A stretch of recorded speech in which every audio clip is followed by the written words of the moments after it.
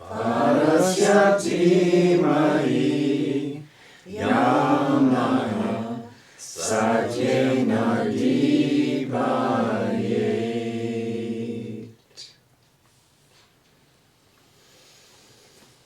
first tonight we turn to the Katha Upanishad, another very old, not the oldest, but among the oldest Upanishads. It belongs to the Samaveda family. It opens with the words Katha, which means by whom. It is one of the two Upanishads that Sri Aurobindo took considerable time commenting upon in the pages of the Arya, the philosophic journal that he wrote by himself for over 6 years, 64 pages of abstruse philosophy, month after month. You would have thought that he would have other Upanishads in mind, and he did. He simply ran out of time. He had no time to do everything that was worth his attention. So it's interesting that the two that we look at in the pages of the Arya are the Isha, which talks about the grand view of the cosmos, why the universe is real and why it is worthy, because it is a direct manifestation of the Supreme Being, of Isha, the Lord of all. And accepts the world as full of promise, in which we should work with great attention and energy. But we should work knowing that that Supreme is in everything, is everywhere. And knowing that, we can give up desire. We don't have to pursue the vain satisfaction of one small end after another, because that great thing is everywhere. We can relax. We can be ourselves because we are that. The Katha comes from a different place. The rishi who brings this to us is trying to teach someone, is trying to instruct them, trying to do it in a way that would be reminiscent a couple of thousand years later in the Zen tradition, by stunning the mind, by asking it questions that it cannot answer. That is why it begins, Katha, by whom? Let's see. By whom missioned falls the mind, shot to its mark. By whom yoked moves the first life breath forward on its paths. By whom impelled is this word that men speak. What God set eye and ear to their workings?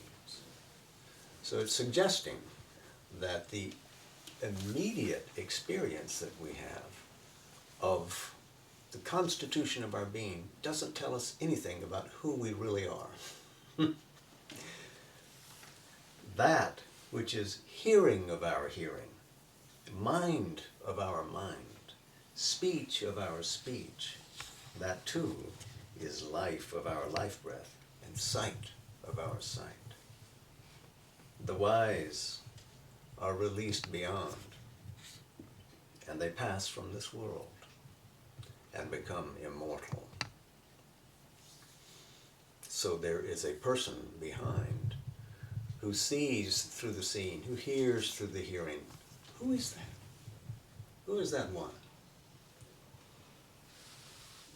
To that abode, sight travels not, nor speech, nor the mind. Those things are avenues for the spirit to engage in, but not vice versa. They are derived from this great being. They do not cause it to come into being.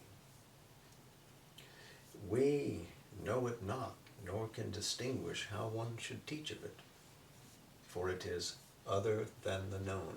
What do we know? We know an object, we know an event, we know a name.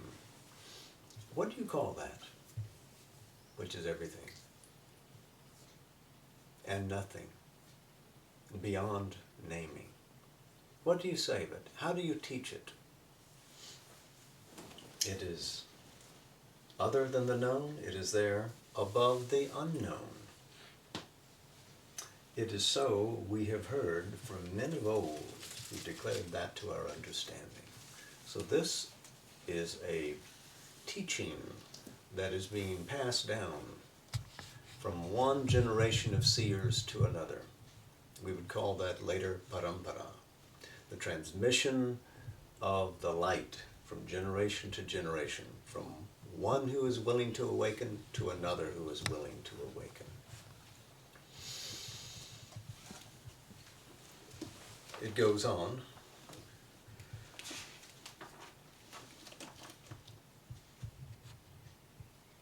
That which thinks not by the mind, that which sees not with the eye, that which hears not with the ear, that which breathes not with the breath, that is Brahman, and not this which men follow after here.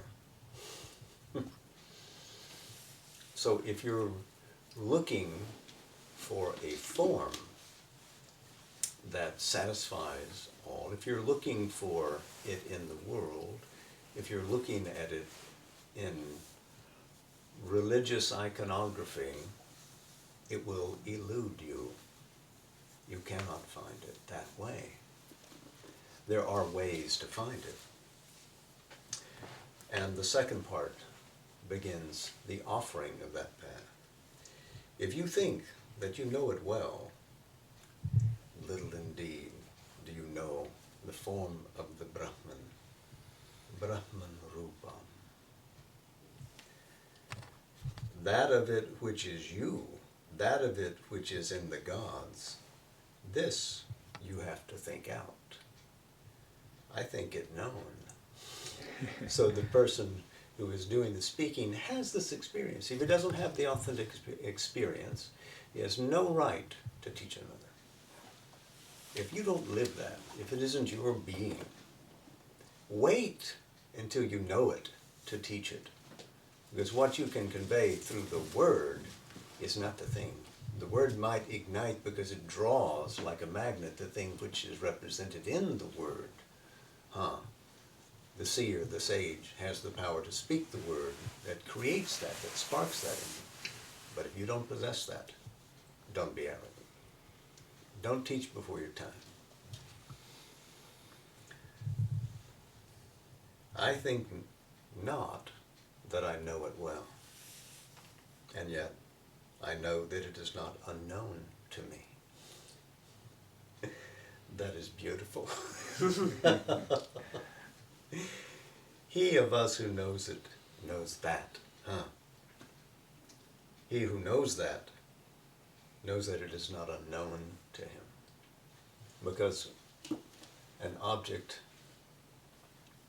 you might know as an other, but this you know as all others and as yourself, and as that which is not contained in any self, there, here, wherever you point. You cannot swallow the infinite. You can recognize your unity with the infinite. It doesn't make you infinite, This is the mistake that people who get a bit of experience suffer. A spiritual ego comes in and they think that I own this. I am the supreme. Oh, I forgot. I'm the Purnavatar. I'm the great one. I'm the one everybody's been waiting for. It is that which is great.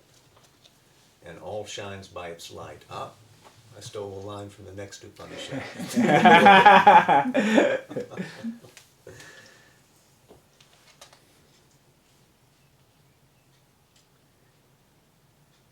He by whom it is not thought out has the thought of it.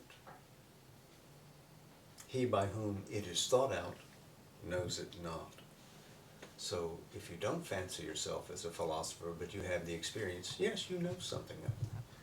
If you think you can reason it out, if you think you can philosophize about it and speak, therefore, the truth,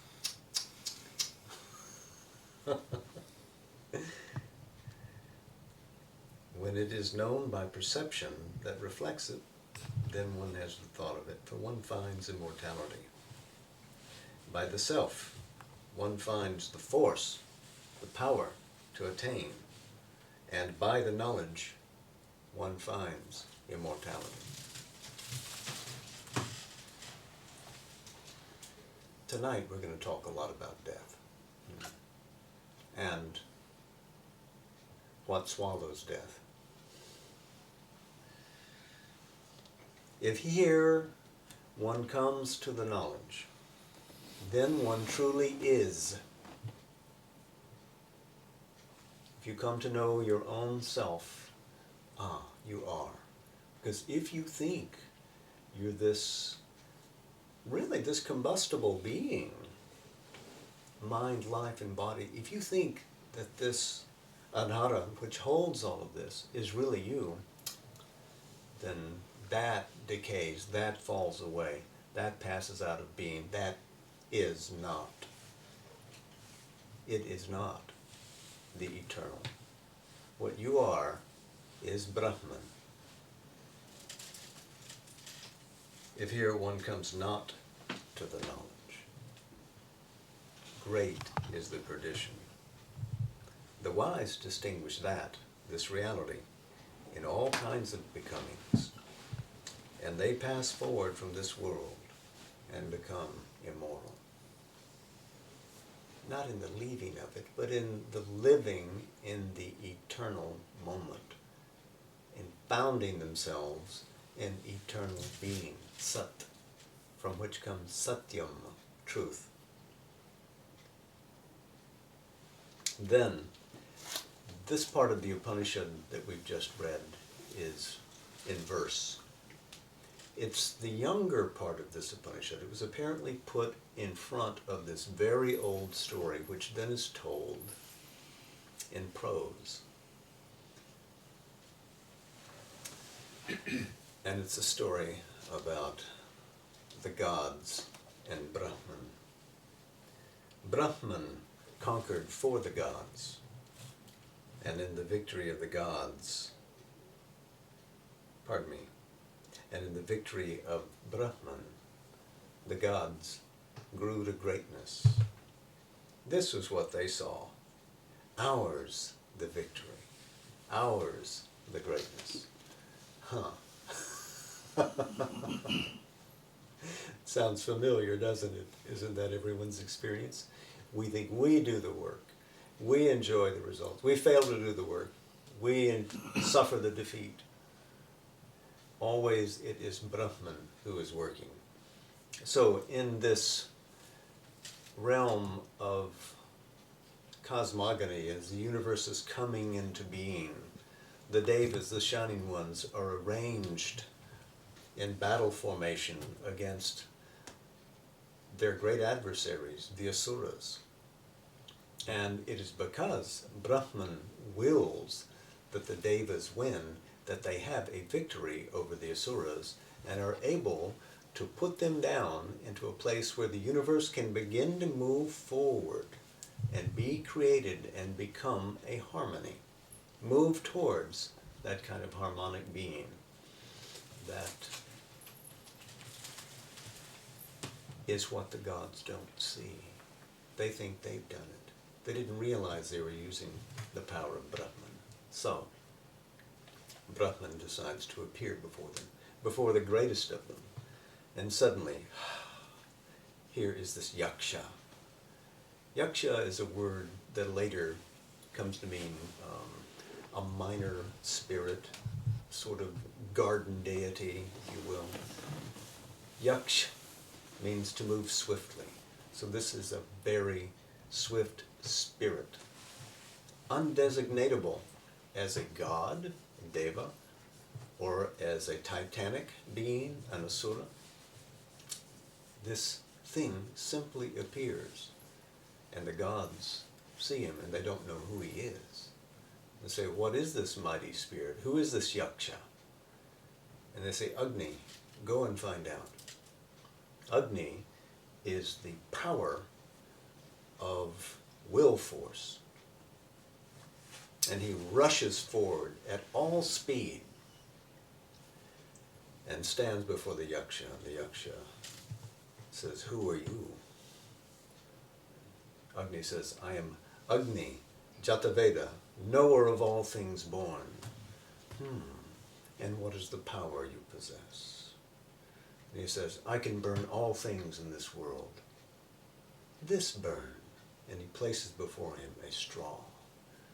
And Agni rushes upon the straw to burn it, but he can't. And he falls back and returns to the gods and says, "I could not know who is this mighty spirit." And then they say, "Vayu, you go and you see who this being is." And Vayu, the great power of life, goes rushing forward and stands before the yaksha, who says, "And who are you?" And the yaksha says, "I am Vayu. I am he who spreads wide in the waters of the mother, the great life energy that brings creation to form." He says, "And what is your power?" He says, "I can move things anywhere." He says, "This move." And he puts a straw in front of him. And Vayu comes at him with all the wind that he has, hurricanes, tornadoes, whatever he has, he can't move it. And he falls back. Now, Indra is beckoned forth. "Indra, you go and see who it is." And Indra approaches this yaksha, and it vanishes. Agni, master of the material world. Now, we set aside his deeper significance, but let us see, in this context, he is the master of the physical world. Vayu is the master of the world of life. Indra, who wields the thunderbolt, is the master of the mind. So, matter, life, and mind, the instruments with which we move upon earth, cannot know what is this yaksha. So Indra doesn't quit. Indra climbs and climbs and climbs, and in the highest ethers, he comes upon Uma, Aimavat, the woman, capital W, Sri Aurobindo translates it into English. In those snowy regions representing the highest altitudes of the mind. And he wants to know, who was this yaksha? And she says to him, "Brahman. And in Brahman you have gathered your victory." And so Indra came the closest, and he shares what he has seen with the other gods who are close to him. And they are the ones who carry forward, knowing now that they are mere cosmic functionaries. They are not the creators of the world. They now see that there is a greater light beyond them, a greater power. They are derivative. That originates. So,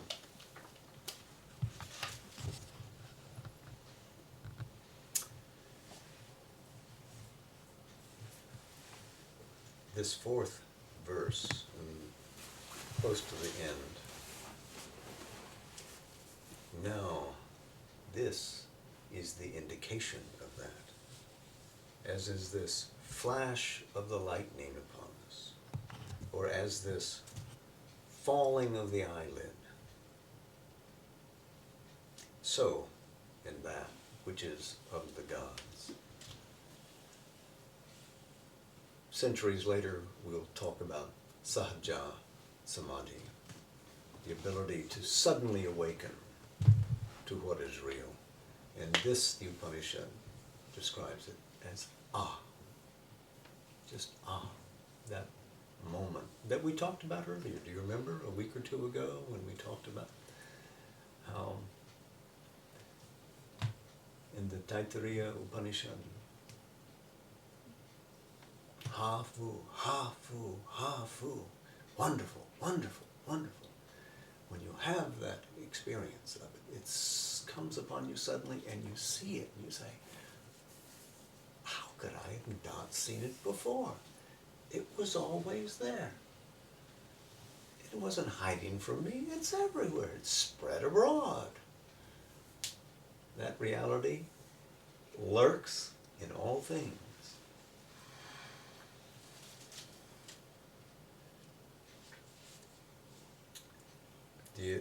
The Kena goes on, then in that which is of the self, as the motion of this mind seems to attain to that, and by it afterwards the will and the thought continually remembers it.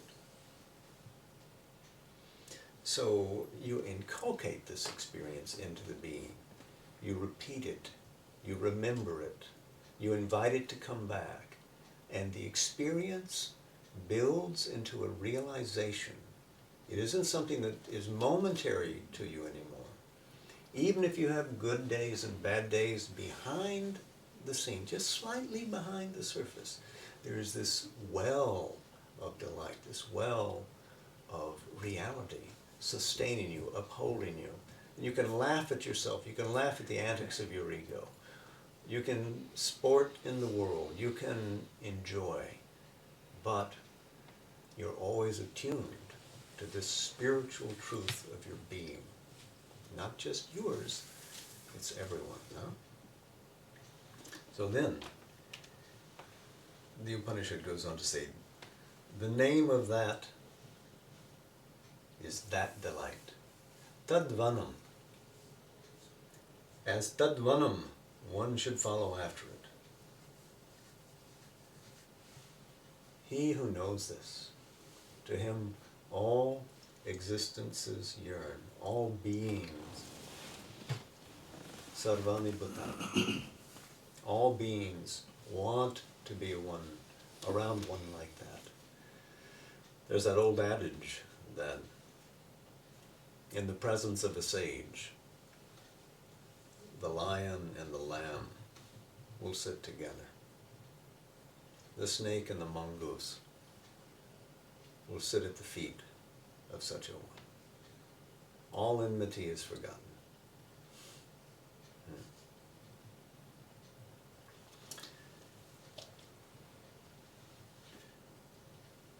The 7th verse. You asked, speak to me, Upanishad. Spoken to you is Upanishad. Of this Brahman, verily, is the Upanishad, the secret teaching that we have spoken. Now the Upanishads, as you know, are bare records of life experiences that great sages and their followers shared away from the cities by and large. They called them in the ashrams as being in the forests. It just meant out of the city, in undeveloped land. But as you saw last week in the Taittiriya, after the teaching was given, after the knowledge was attained, the teacher sent the student back into the world. Don't quit the world. Keep working in the world. Don't just live in an ashram. Or if you're going to live in an ashram, make the whole world your ashram. Yeah. So of this knowledge, austerity, tapas, self-conquest, dhamma, and works, karma, are the foundation. Work hard. Control yourself. And your work in communion with the divine, will take you to the divine. There, truth is its dwelling place. So he who knows this, who has acquired this experience, this is not a learning, this is deeper than the mind, remember, deeper than the heart, deeper than the body's actions. This goes all the way to the core truth of your being. Smites evil away from him. No longer stained by the smallness that evil is. And in that vaster world, in that infinite heaven, you find your foundation. Yes, your foundation. That's the Cana.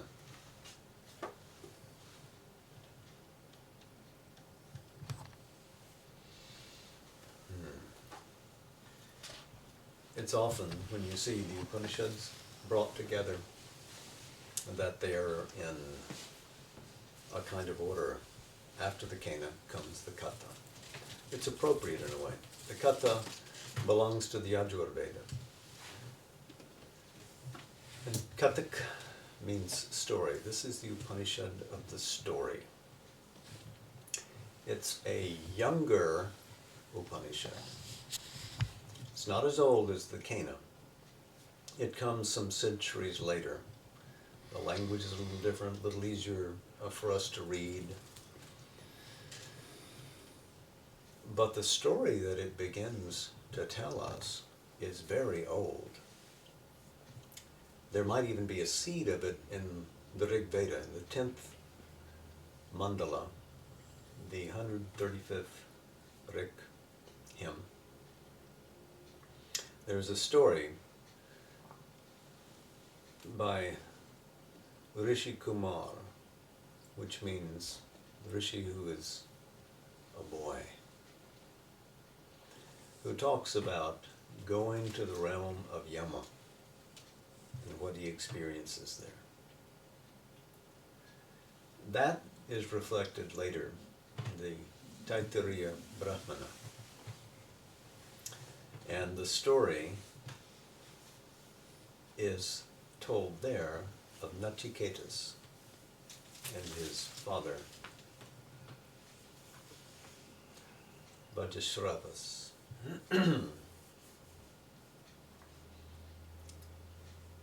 So we'll tell that story tonight.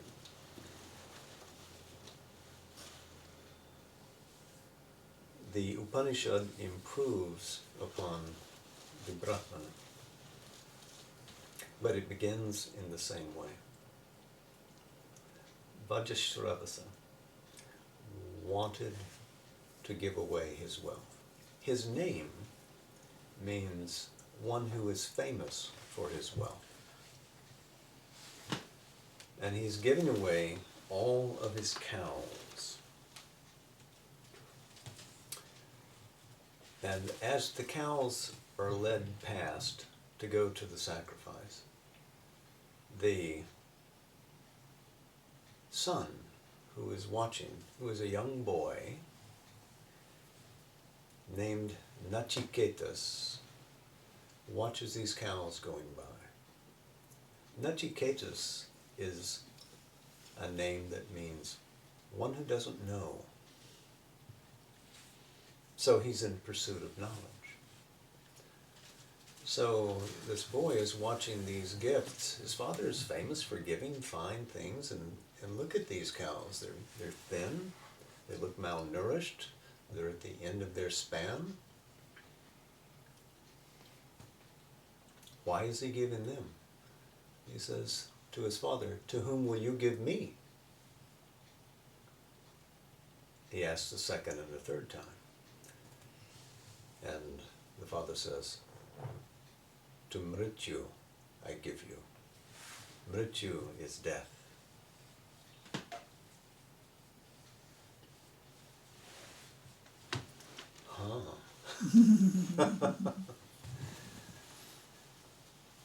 Now, In the Brahmana, there's a little bit more information. It seems that these cows, etc., represent beings going to the end of their life, and so they're being given in this world process, and who is swallowing them all but death? So this boy, who represents perhaps symbolically the spiritual aspect of this father, is on a quest to find out what is the nature of death, what is real and what is not. So in the Brahmana, not the Upanishad, but in the Brahmana, this voice comes from the heaven and says to the father, you are giving him to death, as if it's the thing to do. And so the father says, look, when you get there, don't eat anything. Do not eat anything. Stay there for 3 days. And finally, Yama will come. Now, back to the Upanishad and in the Brahmana, Yama finally comes, and there's a voice speaking to him. We don't know if it's his attendants or if it's perhaps his wife, Yami, that says to him, this Brahman boy has been here for 3 days, and essentially no hospitality has been given. In the Brahmana, when Yama speaks to the boy, he asks him how long he's been there. What did you eat on the first night? And the boy says, your offspring. What did you eat on the second night? I ate all your cattle. And what did you eat on the third night? All your good works. So you see, in the Brahmana, there is a story given a twist that Yama has every reason in the world to please this Brahman boy because he has got the turn on him. In the Upanishad, we don't see that. What we see is that the boy is there in front of Yama. He spent 3 nights quietly in that kingdom and has not been recognized. So when Yama comes, he says, for each night that you were here, I give you a boon. What is your first boon? And he says, I would like my father to be able to see me alive again and remember me and recognize me as I was, so that he will be at peace and won't be concerned. Because he's been deputed to come there in a sense on behalf of his father. His father doesn't want his son to die, he wants him back. But he sent him on this journey like a shamanistic journey would have been centuries ago, to go into the realm of death, but not to come back with a good deed done as shamans do, but to come back with the secret knowledge. So in that first boon given, Yama says, yes, you can have. Your father will be fine, he will recognize you, and he will live in great peace. What is your second boon? And for the second, Nachiketas asks essentially for the knowledge of the world. How is it that this world is put together? Let's see.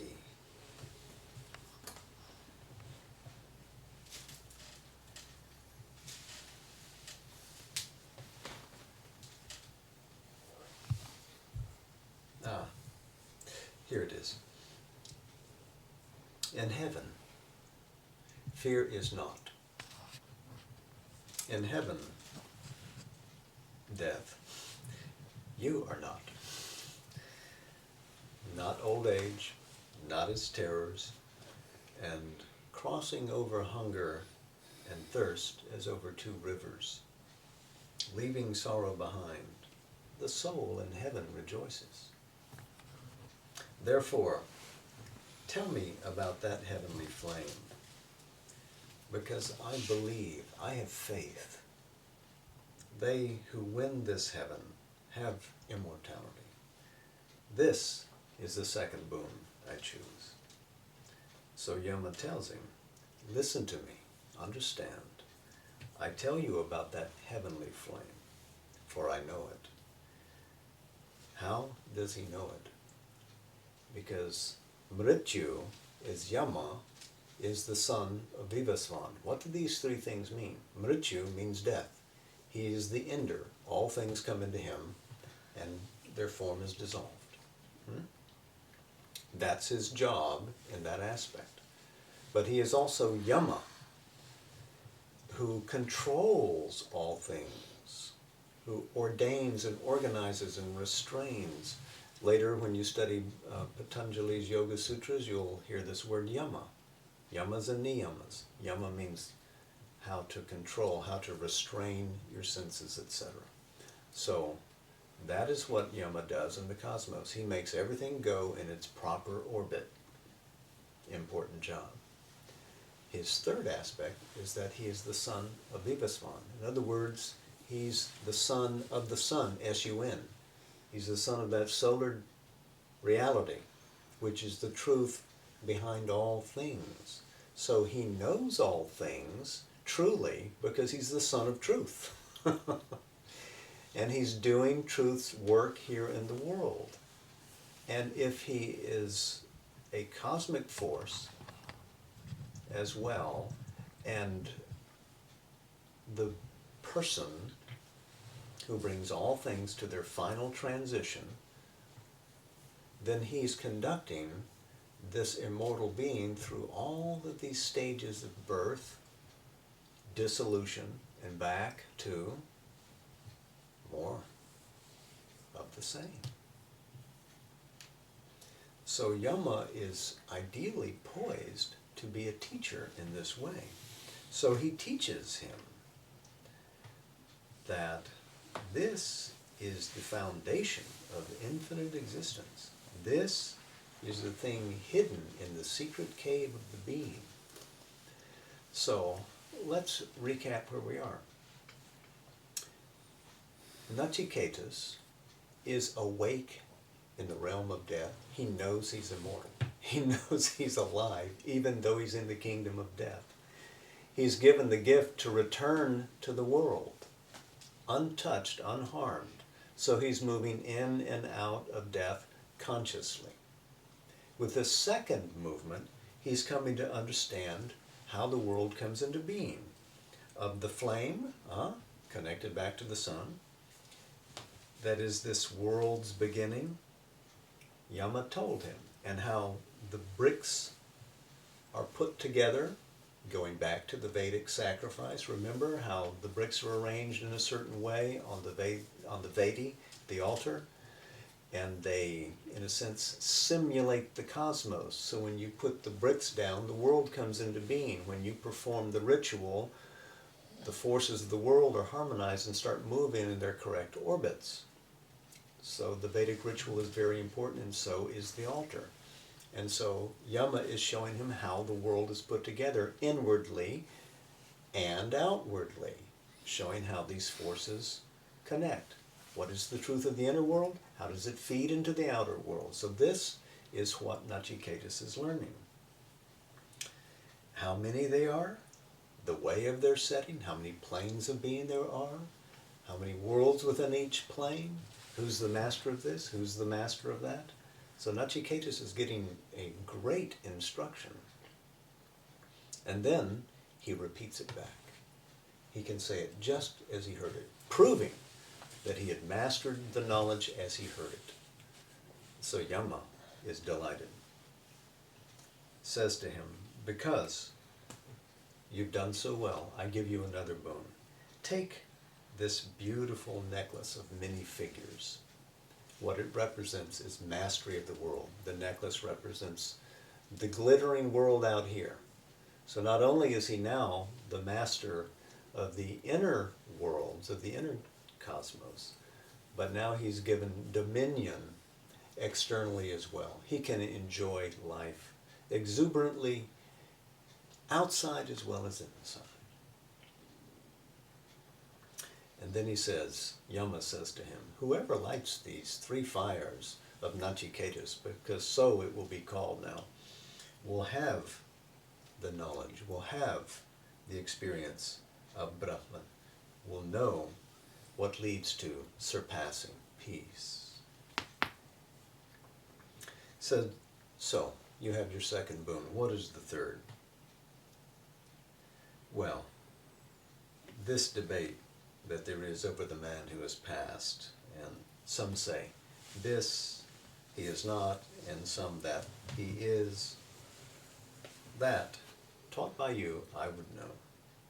This is the third boon of the boons of my choosing. Time out. He already knows that personally he survives. So what is this? He knows that his own soul is immortal.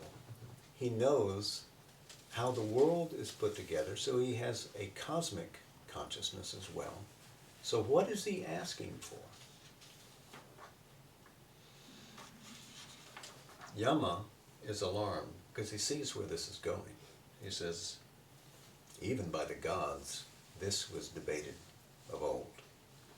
For it is not easy to know, and very subtle is the law of it. Choose another boon, Nachiketas.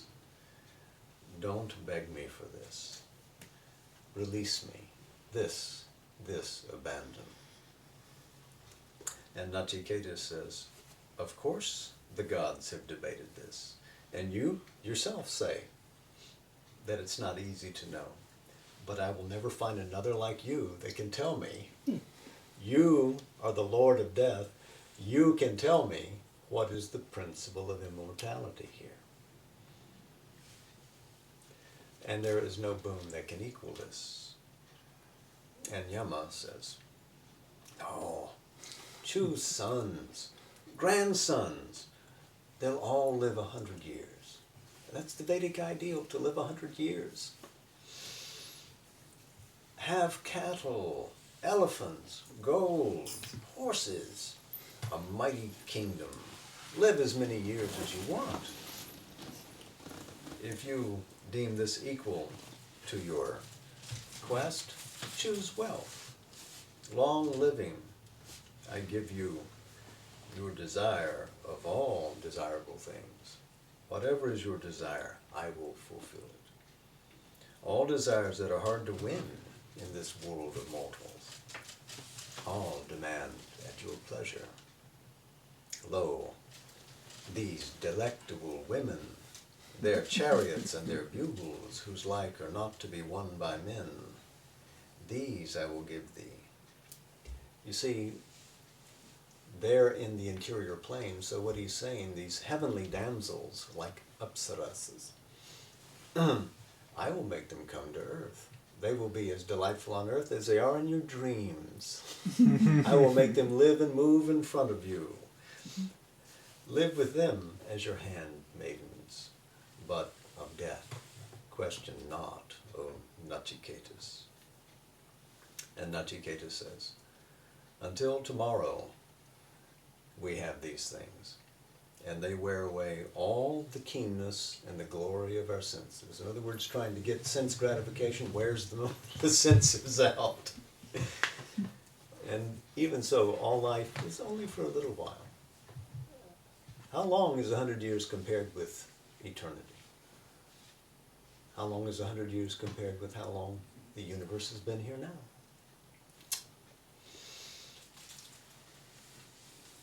Yama. These chariots, the dancing of these women, their singing, all these belong to you. Death, all this is yours. We cannot be satisfied by riches.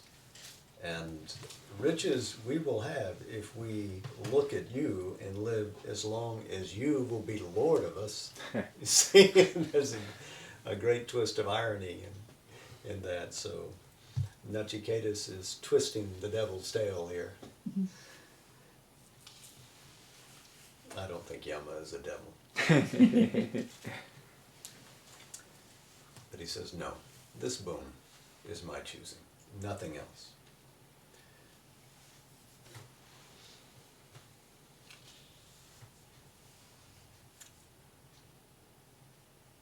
this death declare to me, even that which is in the great passage, then this boon which enters into the secret that is hidden from us, no other chooses Nachiketas. And Nachiketas pauses. Yama speaks. And he says, one thing is the good, and another thing is the pleasant. And both these seize upon a man with different meanings. Who takes the good? It is well with him. He falls from the aim of life who chooses the pleasant.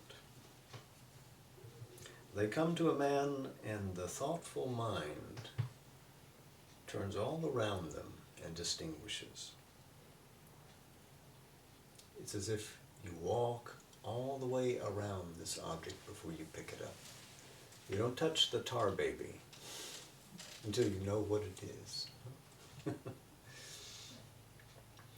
The wise chooses out the good from the pleasant, but the dull chooses the pleasant rather than the getting of his good and its having.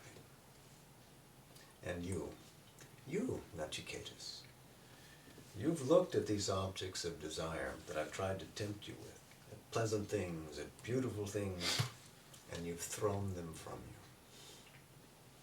you. You have not entered into the net of riches, to which many men sink to perdition. For opposite, divergent, the one that is known as the ignorance and the one that is known as knowledge. But you, Nachiketas, I deem as truly desiring this knowledge, whom so many desirable things could not make to lust after them. Those who dwell in the ignorance, wise in their own wit, deeming themselves very learned, men bewildered are they who wander about, stumbling round and round helplessly like blind men led by the blind. Heard that phrase before? It's old. He who thinks this world is, that this world is, and there is no other, comes again and again into my kingdom, says Yama. Welcome back. Your room's waiting. He that is not easy to be heard by many, and even of those who have heard, there are many who have not known him. A miracle is the one who can speak of him wisely and is skillful to win him.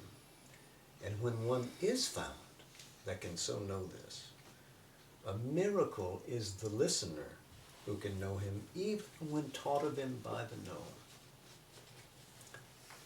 It reminds me of a line from Sri Aurobindo's Savitri.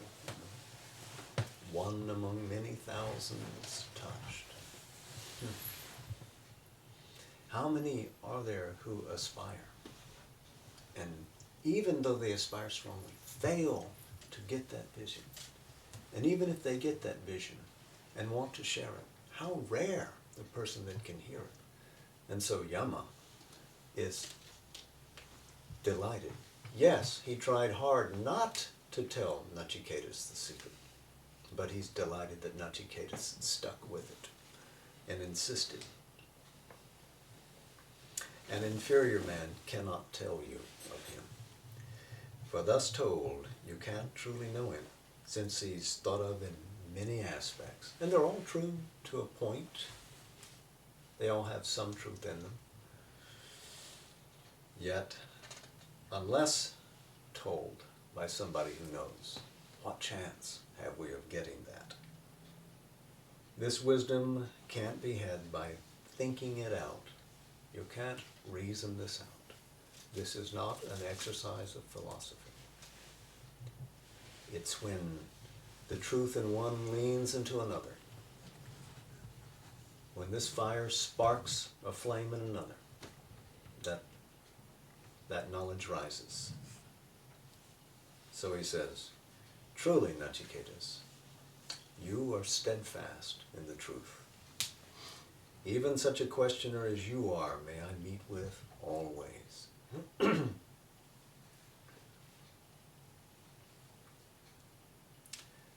So then he begins to tell what is the nature of this truth. Nachiketas asks, tell me of that which you see otherwhere than in virtue, and otherwhere than in unrighteousness, otherwhere than in this created and uncreated, and in this which has been and which shall be. So in other words, he's looking for the eternal. He's looking for what is beyond the passage of time. We mark the cycle of birth. I'm born, I grow, I die, I'm born again. It's a process of time. You're still within the universe. You know the universe? It's the whole march of eons. It's still the process of time. It is that which is manifest.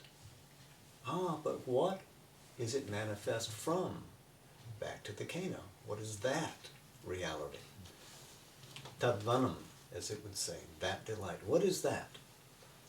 So now Yama has to tell. Om is that goal, O Nachiketas. And as we will see, Om is the great assenting word, to borrow from Sri Aurobindo.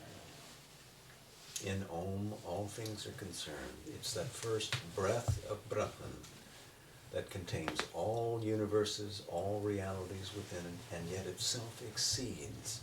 It is panentheistic. Pantheism is the idea that all nature is the divine.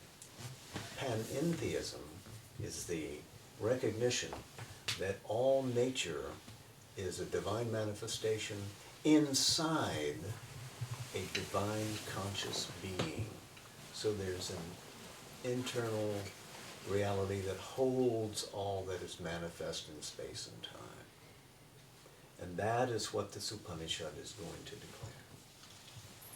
For this syllable, this Brahman, this Om, and if you notice, when it's said correctly, that im is not an im, it's an so it has that Om. Sonority goes on and on and on and outlasts the syllabation. That drone is what represents, in the world of sound, what never ends, what is timeless. So, Om is the beginning of all mantras. It's the beginning of the universe, and so the science of Om reveals everything if you understand it, if you penetrate it, if you catch its power.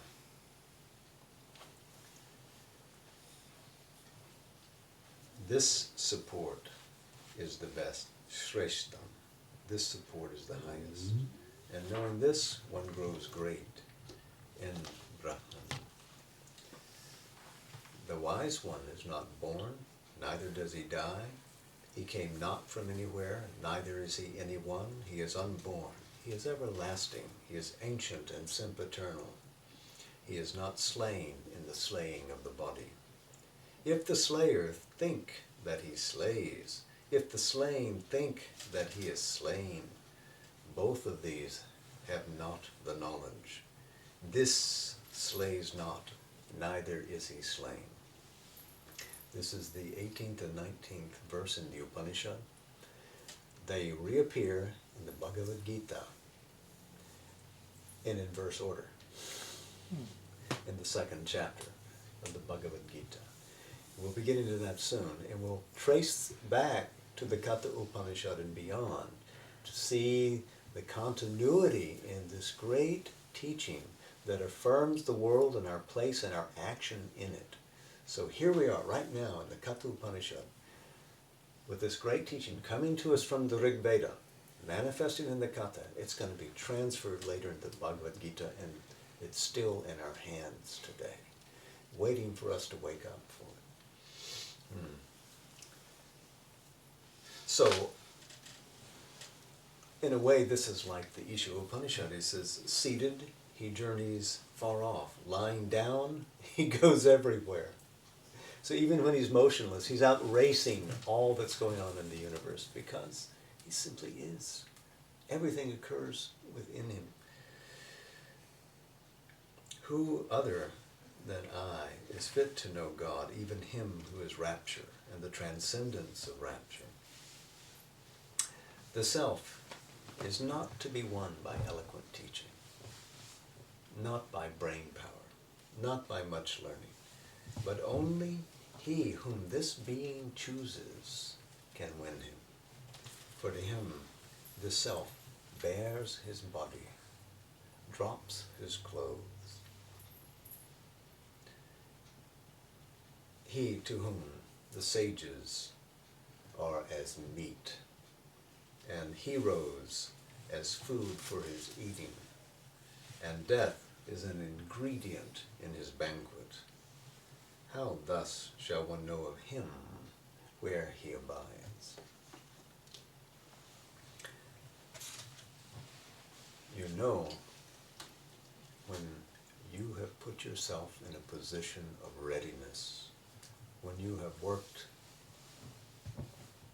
with great attention and diligence, when you are sincere in mind and life and body, when you are ready, then that chooses the moment and sparks the recognition in you.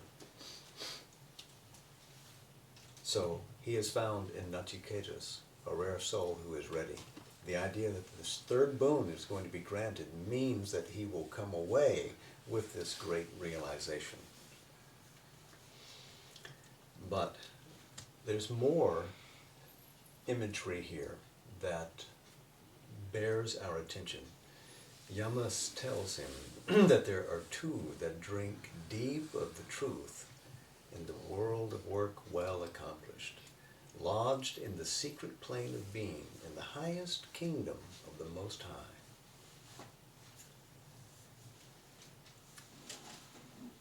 Suggesting here that the two aspects of our soul power or manifestation or estates of our being, and that this he has to know himself fully, to know himself as a transcendence, and to know himself as a cosmic actor. Know the body for a chariot, and the soul for the master of the chariot. Know reason for the charioteer, and the mind for the reins only. Now this is an analogy that will be worked out in subsequent Indian philosophies. But the idea that there's this chariot here, one is holding the reins, that's the soul, and there's one that is going to do the work on the chariot in the fighting. The soul, Krishna, Arjuna, the warrior, the chariot, the body, the horses, the life powers, etc., etc. So there's mind, life, and body arranged, but suggesting to you with this analogy that you have to get back to find out what your soul is behind mind, life, and body to know how to live well, to know how to work consciously.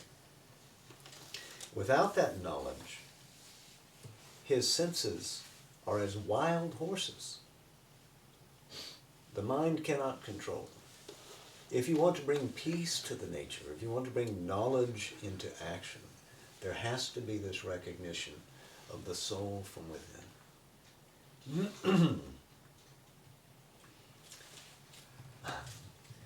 He that is without knowledge and is unmindful and ever unclean doesn't reach his goal, but just wanders in phenomena. But that man who uses the mind for the reins and the knowledge for the driver reaches the end of his road, the highest seat of Vishnu.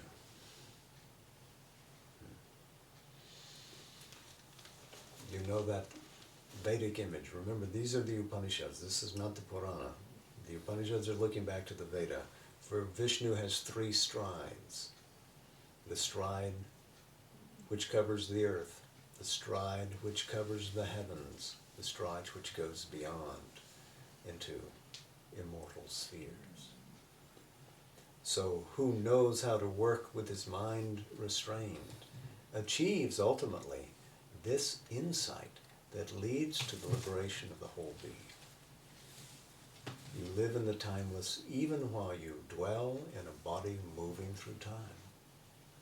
What we would later call Jiva Mukti.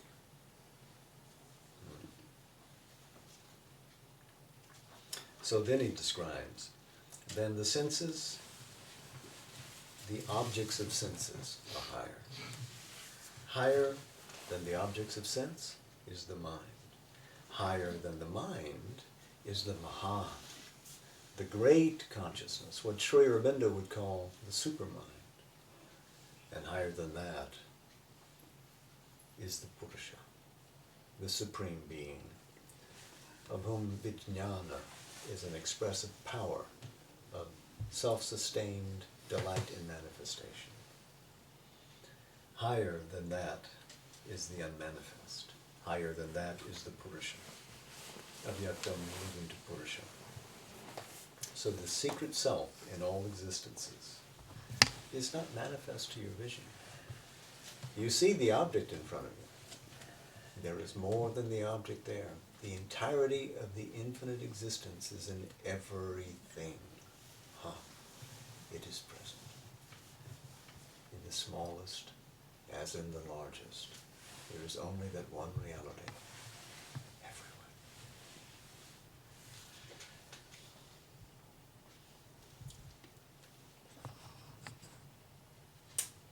Arise, awake, find out the great ones, learn from them. For sharp as a razor's edge, hard to traverse, difficult of going is that path.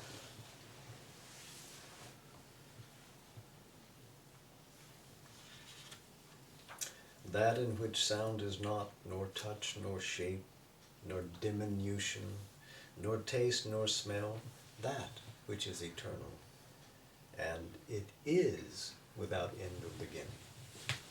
Higher than the great self, stable, that having seen from the mouth of death, there is deliverance. The man of intelligence having spoken or heard this eternal story of Nachiketas, wherein death was the speaker, grows great in the world of Brahman, if you've really heard it. He who being pure recites this supreme secret at the time of the Shraddha in the assembly of the Brahmins, that turns for him to infinite existence. Well, I realize we're way past 8 o'clock. So I think I'm going to hold maybe the rest of the Katha Upanishad for another evening, because this was probably where the original Katha Upanishad ended. And what we have is the balance was appended later. So if you don't mind, we'll postpone that. I didn't mean to keep you so long that you needed to pull up pillows and blankets. I apologize. So, a wonderful story. It's Katha Upanishad. So if you have questions, or if you have answers, now's the time.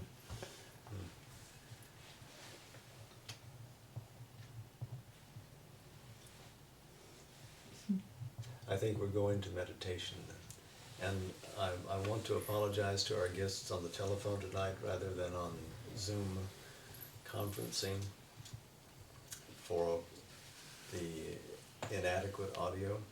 And we hope to have you with us again next time, and we hope to do better. So we all bid you good night. So thank you so much. Night, night. Namaste. Jai Ma. Namaste.